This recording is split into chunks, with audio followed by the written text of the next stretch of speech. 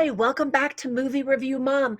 Thanks for subscribing and be sure and click on that little bell that will notify you every time I upload a new movie review. And be sure and visit our Facebook group called Movie Review Mom. Now, today the movie I'm reviewing is Knives Out. This movie is rated PG-13. It's 2 hours and 10 minutes long, and the Movie Review Mom grade that I'm giving it is an A. This is actually a really fun movie. It's directed by Rian Johnson and is a whodunit mystery with a lot of humor. It's kind of feels like the 1985 Clue, where there's a great ensemble cast, lots of humor, and a really intriguing mystery. You're definitely going to be entertained. So let me give you some tips for parents, and then I'll tell you some of the things I liked and some of the things I didn't like. First of all, tips for parents. There's a lot of smoking. There's a murder with a pool of blood. There's profanity and one F-bomb, talk of a young man pleasuring himself, talk of an affair, talk of blackmail, talk of illegal immigration. And if you can handle that, then your kids might get a kick out of it. The whole movie is basically people standing around talking. So young children will definitely be bored. Teenagers might get a kick out of it. Some themes that you could talk about with your kids or with whomever you see the movie are greed, dishonesty, truth, and following your heart and doing what's right. Now, some things that I liked are, first of all, the star-studded cast. It includes Daniel Craig, Chris Evans, Christopher Plummer, Michael Shannon, Don Johnson, Toni Collette, Jamie Lee Curtis, Ana de Armas, Lakeith Stanfield, Frank Oz. We haven't seen him in a movie. We've only heard him voice, so it's really fun to see him. He has a very short part, but it's just great to see him on screen. Jaden Martell and Noah Segan. So now I mentioned that Daniel Craig is part of this fantastic ensemble. He gives this over-the-top, hilarious performance, really, I think, as the last of the gentleman sleuths. His accent was completely unexpected, which made it even more entertaining, and I thought he nailed it. Some people think that it was just too much, but I thought it was awesome. And if you like seeing Daniel Craig and Ana de Armas together, you'll be happy to know that they're actually going to be in the movie No Time to Die together in 2020. The next James Bond 007 movie to be added to the franchise. Anna, by the way, was really great in this film. And it's hilarious because all of the characters refer to her as being from Ecuador or Paraguay or Uruguay or Mexico or Brazil. And you never find out really where she's from, where her ethnicity is from. It's obviously something south of the border, but that was just kind of a funny running gag that went through the whole movie. Anyway, she did a really great job. And I wonder how casting directors decide on their characters. For example, Kay Callan is almost 7 years younger than Christopher Plummer, but she plays his mother in the movie. And actually, with makeup and the way that she sits and all of that, she actually does look way older than him. I just thought that that was interesting. And her role was pretty funny.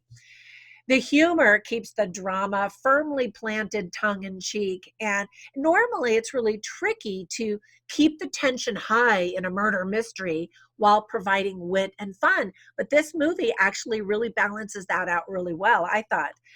They say that director Rian Johnson based Jaden Martell's man baby character on the trolls that tweeted criticism of his previous Star Wars movie, The Last Jedi, in 2017.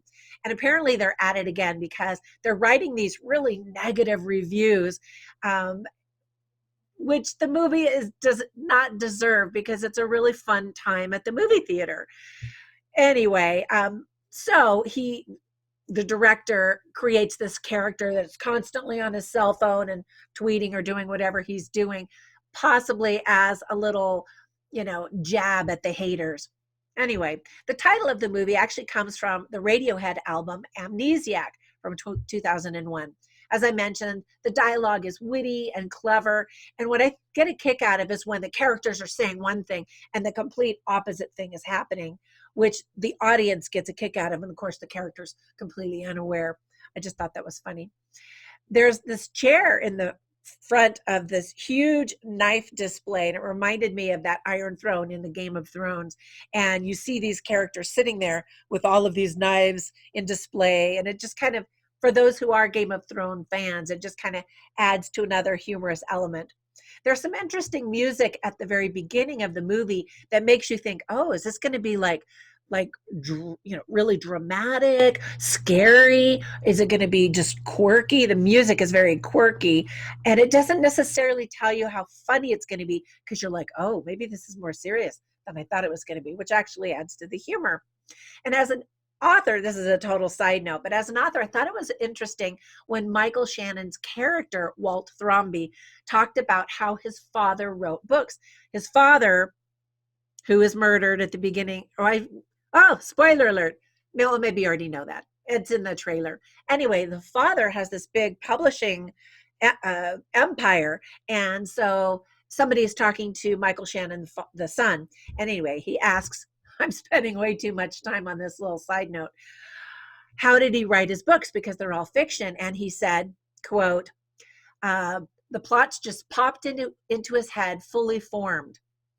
And now that was a silly quote, but anyway, I write nonfiction, and so I've talked with a lot of my fiction author fan or friends, and they say the same thing happens to them. And I just am always amazed, because I sweat blood and tears every time I write a book, because things don't necessarily pop.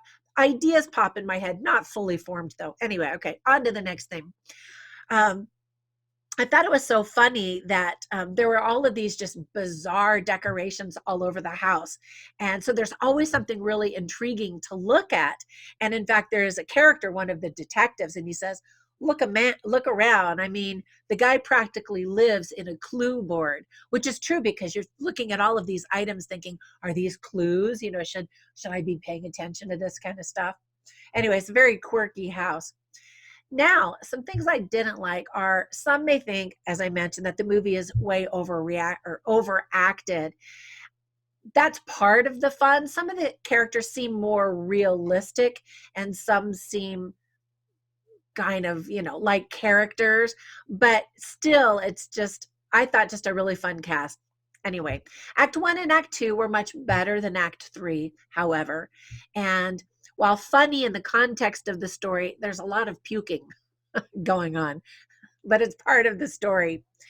Anyway, that's it. Be sure and visit my website, moviereviewmom.com, where you can read all of the funny lines that I recorded, as well as some interesting and insightful lines that also provide insight into the themes. Now, if you like this type of movie, you're definitely going to watch the movie, or want to watch the movie Clue, and even Brick, which is also directed by Rian Johnson. Anyway, I hope you enjoy this movie. I had a great time. Everyone in the theater that I watched the movie with was laughing. And as I walked out, a gentleman walking out along with me said, that was a fantastic movie. So it's great for the holidays. If you got family in town and you want to get out of the rain or snow, head over to the movie theater, and I think you're going to have a great time. Bye for now.